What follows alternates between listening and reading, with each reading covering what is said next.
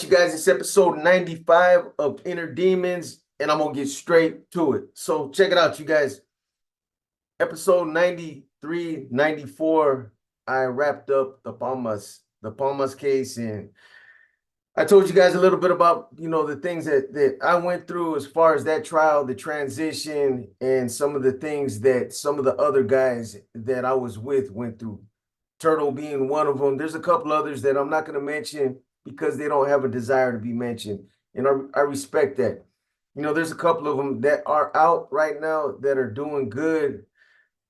There's one in particular that was a little bit younger, and I thought he was going to have trouble coming back out and readjusting, reacclimating to, the changes that he made. But, to my surprise, he's doing pretty good for himself. And, I'm proud of the little dude, man, because in a lot of ways, he reminds me a lot of myself when I was younger.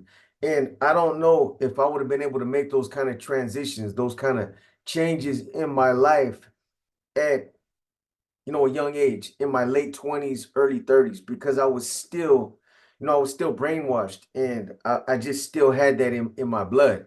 Anyways, let me get to the next part of this. So, at around this same time, there was a lot going on in the county jail. For one, this trial, going through this trial, this was a big turning point as far as me coming to terms with my situation, me being classified as I was in the county jail. At that point, it was a done deal. It was a wrap. And I was okay with that. I'd come to accept it. I didn't like it, but I had to accept it. And one of the things that I knew I was eventually going to have to deal with was moving from one of the max tiers, possibly going to, wherever they housed other guys like me that weren't on max tiers in the new jail. So I knew that was going to, eventually that was going to happen. Classification would occasionally come up to the tier like they normally did, and they started dropping lugs. Hey, are you ready to, to come off these max tiers? Are you ready to start coming around people? Are you ready to start, programming around people? How do you feel about that? And honestly, I would have been okay with just staying on the max tier for the duration, however long it was going to take for me to get through my situation. I was okay. That's how I was accustomed to doing my time anyway. Just, isolated by myself, didn't have to really be bothered with, other people. And I was okay with that. But one of the things that was thrown out there that made me think about it was, if I was to go to 5C, which was a program that the Santa Clara County Jail had to offer for guys that were leaving that lifestyle behind, they offered an opportunity to take my GED. Now, that was something that I had wanted to do for a long time. There was a program that one of the homies told me about when I was up there in Pelican Bay, and I was gonna try to take my GED when I was up there. However, I ended up getting distracted, and I kept putting it off, and I didn't do it. So, getting my GED, it was important to me, myself. But it was also important to the situation that I was in, going through this program, graduating, getting my GED would have definitely been a positive thing, and it would have helped. Besides, the program had other things to offer. I believe it, there was an NA class, there was an AA class. I want to say there was a better parenting class and things like that.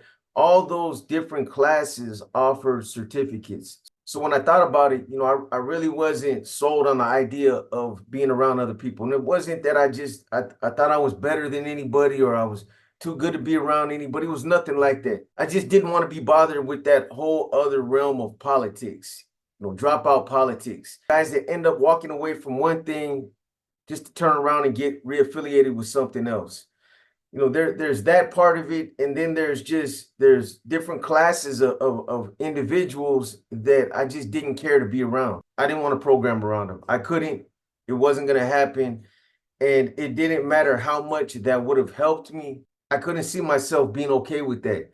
Now, if you guys think back to one of the episodes where I talked about Joshua Joseph was an individual that ended up in Little Max with me, and we were both like-minded. We both thought we were going to get life, and we made plans to try to make our situation worse so that, if anything, maybe we could possibly pick up the death penalty or something like that. And I'm not bullshitting with you guys. I know it sounds stupid, but if I was going to do life in prison, I didn't want to do it on an SNY yard because of those kind of people. Again, whatever their reason was, it doesn't matter. Everybody has their reason for walking away, or, if they were turned on and they were deemed no good, it didn't matter to me. I wasn't passing judgment on those guys. And again, I didn't think I was better than any of those guys. But what I did think is that I was better than some of those other cats that had those kind of charges, and I wasn't going to program around those dudes. So this is one of the things that I had inquired about. Is this program exclusively for guys that walked away from that lifestyle? Like the program says, guys that are breaking those barriers, that are trying to, readjust back to being, a normal individual with normal thinking patterns. Is it a program designed, to help people like that? Or can anybody sign up for it? Somebody that doesn't have no business signing up for it, somebody with weird charges. They just want to be in 5C because whatever incentives that program has to offer, that was my concern. And it was expressed to me that, guys like that weren't in 5C, that this was exclusively for guys that didn't want to be a part of that lifestyle no more. Guys that, were tired, or ones that had been deemed no good and were trying to, make a change in their life. So it was something I started thinking about, and things started happening fast from that point. Classification, they threw it out there, and it seemed like, the next couple of weeks, they were already trying to put that move, because they always need beds on the max tiers, because you got individuals that are acting up all the time, or you got new guys that are coming in and they need to be, on a maximum security tier because they don't know how to act, or, for their own safety, or for security issues, whatever it is. So they were always looking for bed space. So I know they wanted to get me to a point where I felt comfortable with, getting off a max tier and being around other people. And I didn't feel like I was quite there yet, but I was there. And here's the other thing that's kind of crazy when I think about it. All my co-defendants, a lot of the guys that ended up checking in and, we're in the same situation that I was in, and we were supposed to be letting that lifestyle go, and that whole mindset. I still had a lot of influence over these guys, if it makes sense. I didn't see myself as still being a leader. That was part of boxer, Nuestra Familia. That was me in that lifestyle. But now that I was no longer a part of that, and I was standing on my own 2 feet as an individual, I still had that influence. These guys were still looking to me, for guidance, for, some moral support, for, when they were in situations, it was me that they were turning to. I know it sounds crazy, but that's the truth. And, these things will become more evident as time went on. Situations that they were in, or even other guys, when eventually I would end up, being around other people. It seemed like people were still looking at me as that guy that I used to be, and that I still had that same influence, or that same status. I didn't look at myself like that, and I wasn't trying to portray myself as being some, big high profile, former member of the Nuestra Familia, and I just didn't carry myself like that. But people were still treating me like I was still that individual. They were still kind of giving me that big homie treatment, if that makes sense to you guys. There's situations that I could give you guys examples on. There's a couple that I'm gonna tell you guys about, because they're just part of this story. Some of them are comical, but I'm gonna get to those eventually. Anyway, so the time comes for me to make that move to the new jail. Classification comes up one day, and like I told you guys, after they planted the seed, it seemed like the wheels were already turning. You know, from the time that they mentioned it, it seemed like they already started putting it in motion because they had just mentioned it like a week prior, and now they're already there. They're making moves. Hey, look, you know, we need this tier. We're gonna send all you guys to 5C. Me, Joel Beta, and I forget who the fourth guy was that was there at that time. But you know, there was us, and then there was a couple other guys that were across the hall in South Max. You know, the funny thing about it too, that you know, classification in this jail, the funny thing that they were doing was they were trying to keep a lot of us together. When they would make a move like this where they put a couple of us in 5C, it seemed like they would try to get all of us and move us all together. And there was a lot. Like I told you guys in one episode, you know, that there were so many cats that were on that bumper, on the front bumper, back bumper, on the top, on the bottom, hanging off the side, out the windows, that at one point, you know, Livingston and these other guys were like, hey, like, damn, like everybody can't cooperate. Somebody has to, you know, somebody got to go down. So there was a lot of individuals throughout the jail that, you know, were a part of these cases. So when we were told that they were going to put us over there in 5C, I mean, at the end of the day, if we didn't want to go, there's nothing that they could do. If we hunkered down and said, you know what, nah, you guys are not going to do that. You know, we're not moving. We're going to end up being a management problem for you. There would have been nothing that they could have done. They would have just kept us there. But you know, when I believe it was Cobb that came up to Little Max and relayed that. And when Cobb came up, he came right to my cell. He didn't go to Turtle's cell. He didn't go to Joel Beta's cell. He came to my cell and he's like, hey, we're moving you guys. You know, we're gonna put you guys in 5C. It's a good program. It'll benefit you, and you know, we need the space. You know, when he told me that, it kind of caught me off guard, but I knew that it was going to benefit my situation. I knew that it was the best thing for me to do, even though I wasn't ready to make that move. I don't think I would have ever been ready. You know, it had to go down the way that it went down. They're the ones that had to make that move because I don't think there would have ever been a point where I would have been like, hey, can you send me over there to 5C so that, you know, I can get my GED or I can take these programs. It had to go down the way that it did. So I didn't contest it. But these other guys were like, hey, B, what do you want to do, bro? You want to go over there? It's like, you know, it's gonna be a lot different over there. It's gonna be around a lot of, you know, different characters, man. Are you ready for that? It's like, you know, if you don't want to go, bro, we'll just stay right here because I'm cool right here. But I told these guys, you know what? This is probably the best thing for us to do. It will help you in the long run.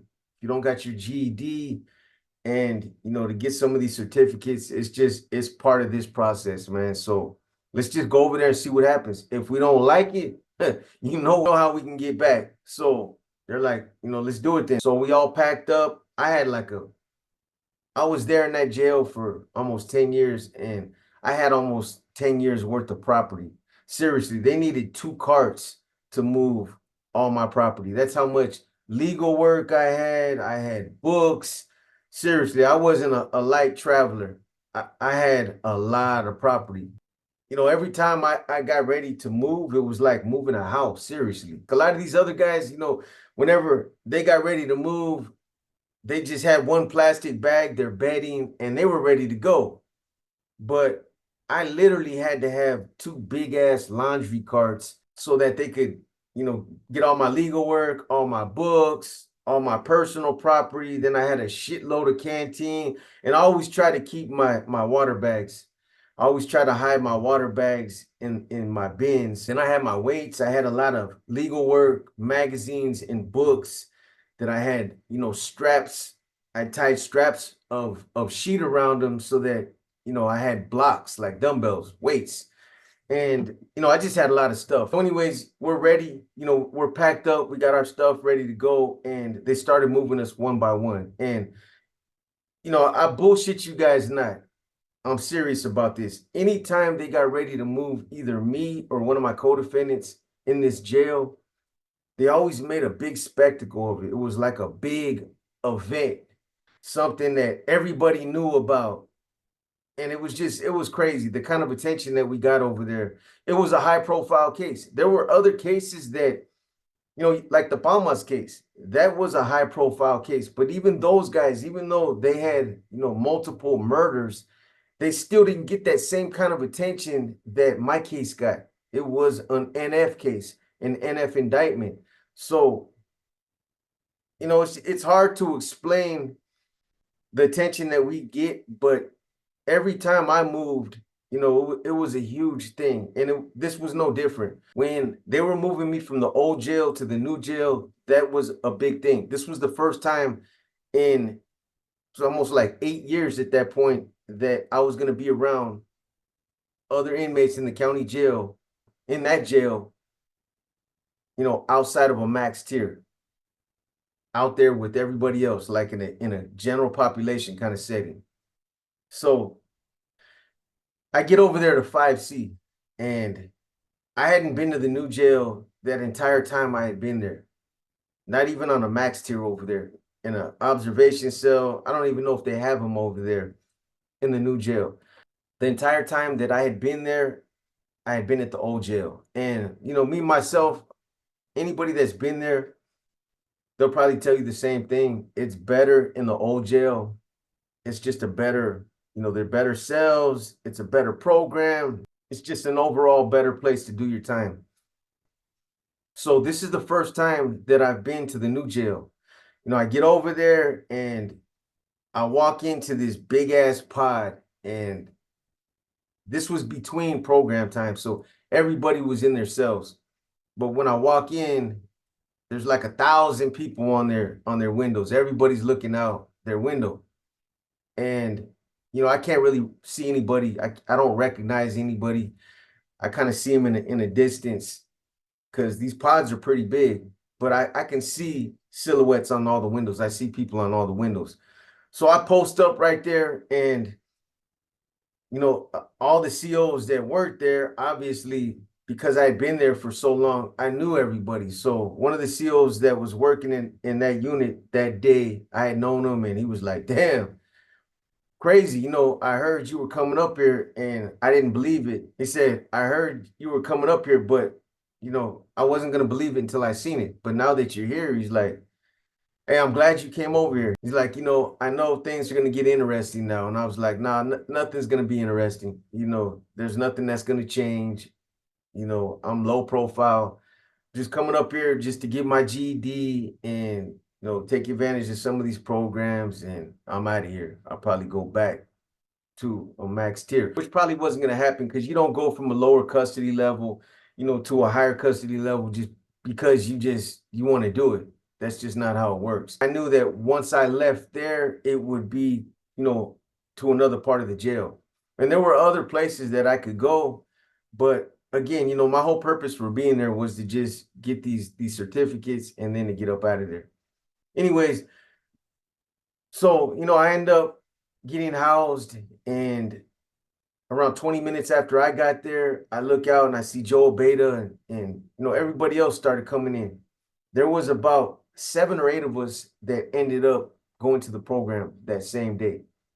And, the first time we came out, it was different. It was, this is the first time I've been around people in 8 years.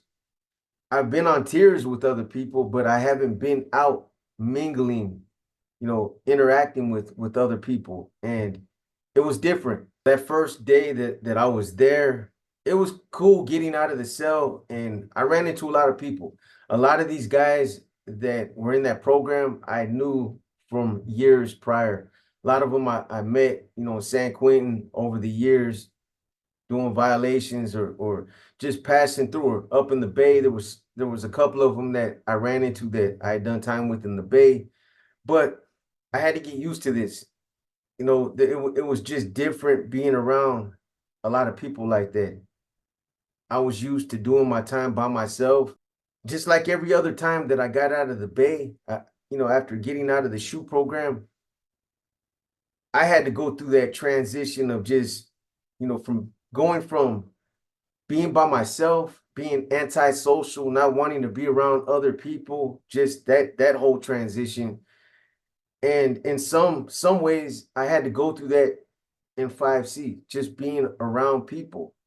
I was used to being in my cell, being by myself, programming the way that I programmed, and that was a routine for me. It was a routine a rhythm that I had got into.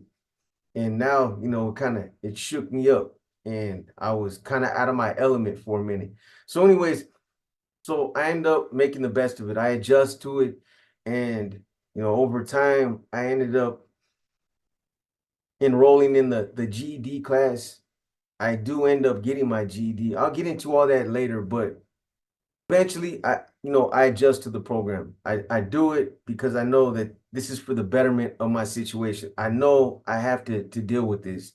So whether I like it or not, this is just something that I'm gonna have to go through, and it's for a better purpose. So that's what I did. And a lot of my co-defendants, a lot of the other guys that were, there with me, I'm sure they were probably feeling the same way.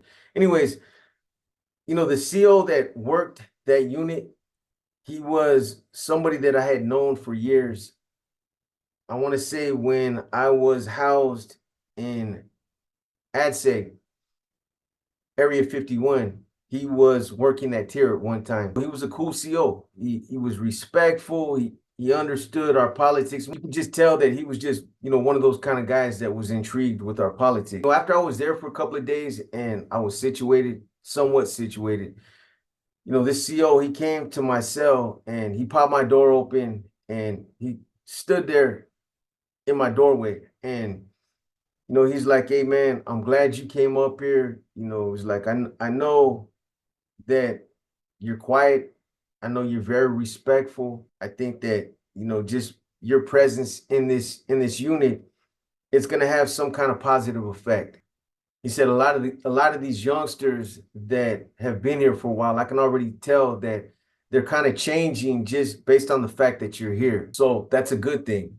He's like, I understand you're not part of that lifestyle no more. I understand that, you're not an NF member anymore. You don't portray yourself to be one, but you still have that same respect. And that's what I was just telling you guys. And this is coming from him. I recognized it within some of my own people, with my co-defendants, the guys that I came in with off the streets, ones that I was working with out there. But he's talking about within the jail. And I obviously couldn't see it because I didn't know how they were acting before I got there. I didn't know what he was talking about or who he was talking about. Really, I didn't care. But, when he said that, I was like, I told him, "Look, like I told you the other day, I'm just here to get my GED, to get a couple of these certificates, because it will obviously help me with my legal issues." And then I told him like this, I'm like, "Look, man, for the short period of time that we're here, we're not going to cause no issues. That's not why we're here. We all got, we got a lot of shit we're dealing with. We all got serious cases. But I'm telling you right now, we're not here to disrespect your tier or to cause any kind of problems. And, if there's ever an issue, just bring it up.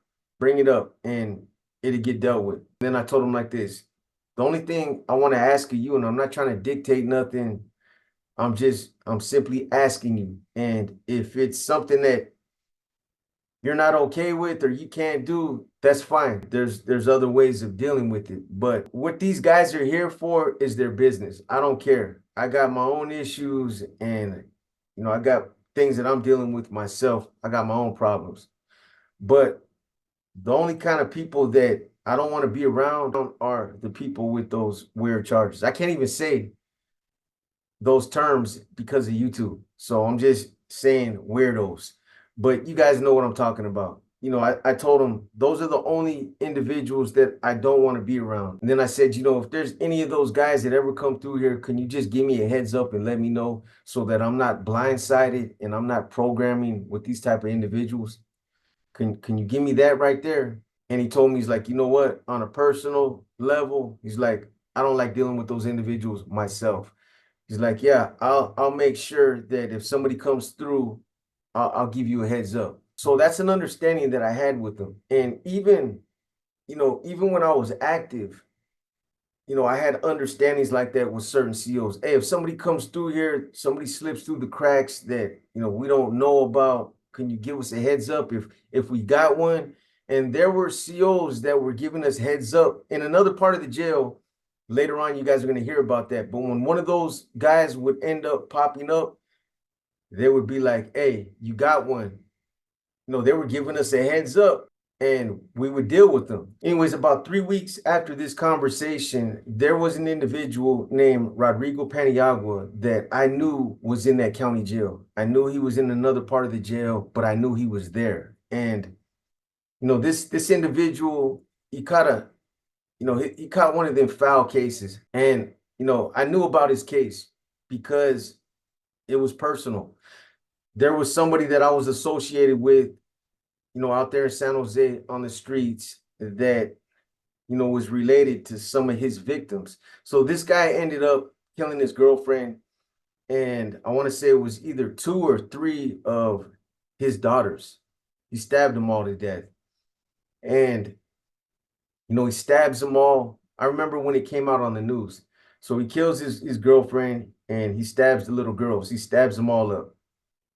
And then I remember watching news footage where he was standing out in front of the house, while it was on fire. Obviously, he lit the house on fire to try to hide, the evidence. But while the fire department was out there trying to put the fire out, he's standing out there. Nobody knew at that time he was, the one that committed these murders. But later on, when I hear the details, it was a grimy case. And again, I knew somebody that was associated with, his girlfriend. And the person that I was associated with, they knew her daughters. They knew all 3 of them or both of them, but one of them they were real close to. And I believe it was the youngest one, and they called her Bubbles. So when I heard about this guy coming into the jail, it obviously upset me, thinking about anybody that thinks about the details of that case, what he did, how those little girls felt. Come on, man. This is their father, somebody that's supposed to be their biggest or their best protector, and he does something that personal to take them out. Anybody that has any kind of conscience, it tugs at your emotions, and when you think about it, it should upset you on a personal level. Even if you don't know him or you didn't know the victims, that's just those kind of people, their wiring is messed up. But I knew who he was. I knew he was in the jail. He had been there for, a while at that point. Anyways, one day when I'm in class, I was taking my GED at that time. I guess they had brought him in and I didn't see him come in. I didn't even know he was there, but they bring him in and they put him in his cell. And that same day that he got there, the CO that I had talked to previously about, people that catch those kind of charges, he was working that day. And it's a good thing he was working. It's a good thing for old boy's sake. Because when I was done with class that day, when class was over, I came out of the classroom, and one of my boys, he came up to me, he's like, AB, he's like, who's here? Did you hear about who just got here? And I'm like, no, who's that? And he's like, that fool, Rodrigo Paniagua? And I'm like, nah, don't tell me, bro. And he's like, yeah, that fool's here. I'm like, where's he at? He's like, he's in his cell. So they had him locked in his cell. So I tell my boy, I'm like, bro, you already know that fool can't stay. And he's like, nah, I know. He's like, that's why I'm telling you. So I went to my cell, I put my paperwork away, and, I came back out, and we were posted up right there in the day room where this guy's cell is. Kind of his cell was right there. And they had his door shut. They had him locked in there. And that's not normal. When you come in there, the doors are open. It's an open dorm. The only time you're locked in your cells are, when you choose to be locked in there, but they have unlocks every so often, but they had them locked in there. And that kind of threw me off because that's not normally what happens when you come up to 5C, unless you want to be locked up, they bring you up there and you come out. It's open program. So we post up in the day room, kind of in the general area where his cell is, waiting for his door to open. And I told the homie, there was a couple of us. I told the other homies, hey, when he comes out, let's try to get him to walk out to the sun deck. The sun deck is like it's a yard that's it's outside. The Santa Clara County Jail doesn't, their yards it's like an enclosure. It's outside, but you're up on like the 5th or 6th floor, and it just has a little bit of mesh, and that's the yard. So I told the homies, let's try to get him to go out to the sun deck, and then we'll bash him out there. So that was the plan. However, we would never get the chance, because the reason why he was locked in that cell is because of Johnson, the CO that was working there that day. He had him locked in there because he knew what was going to happen. So at one point, I look at the time and I know that it's almost time for us to get locked up for the afternoon. They're going to end up doing count, and then, it's going to be chow time, dinner time. So it's already late in the day. And, I tell the homie, hey, go over there and, ask him if he wants to come out, see why he's locked up in his cell. Maybe we can get his door popped open. So it's already late in the day. And I know that, we're going to be locked down at around 3 o'clock. It's going to be count time, and we're going to be slammed down until chow time. So, I wanted to get this done before then. If we were going to do it, I wanted to get it done now. So I tell the homie, I'm like, bro, it's getting ready to be locked down. Why don't you go over there to his door, talk to him, see if you can get him to come out. Ask him why he's locked in his cell. So the homie's like, man, I don't want to talk to that dude, man. But eventually he's like, you know what? Fuck, let me go over there and see what's up. So homie goes over there and, he talks to him, and he asks him if he wants to come out. He's like, hey, why they got you locked up? He's like, I don't know. He's in there making his bed and doing whatever he was doing. And the homie asked him, hey, you want to come out? He's like, if you want, I try to get the door popped open. You come out, get some water, or do whatever you want to do. And he's like, yeah, see if you can get him to let me out. So the homie comes back and he tells me, and I'm like, hey, well, go ask Johnson if you can, if you can let him out. So homeboy goes over there, he asks Johnson, he's like, hey, Paniagua wants to come out. And Johnson's like, hell nah. He's like, hell no, I'm not letting him out. He's like, I got him locked up for a reason. He's locked up because I know that if I let him out here, you guys are going to tear that dude apart. He's like, I'm trying to get him out of here. He's not coming out. I'm not opening this door. I'm going to leave him right where he's at. So, he's good where he's at. So the homie comes back and he's like, hey, we're not going to get no action at that dude. Johnson's trying to get rid of that fool. He already knows what's going to happen. So as soon as he tells me that, Johnson's got him locked up for a reason, I look over at Johnson and he's looking right at me. He just starts laughing. He's like shaking his head. Hell nah, I'm not letting that dude out. So, we got real close to getting that dude, and he's lucky. I don't know if he watches YouTube, but if he sees this, he should just consider himself lucky, because that day in 5C, if the COs wouldn't have been proactive like they were locking him up, he would have definitely got dealt with. There's no ifs, ands, buts about it. It was a wrap.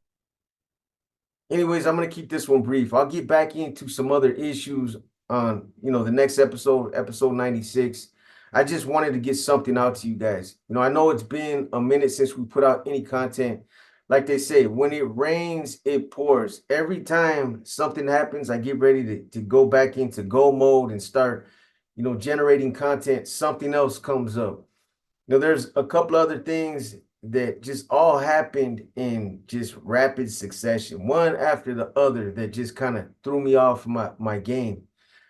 I'm back on track now. I don't want to keep making promises to you guys. Every time I turn around and say we're going to start dumping a lot of content, we're getting ready to come out with this, getting ready to come out with that, something else happens. So, I'm just going to do it.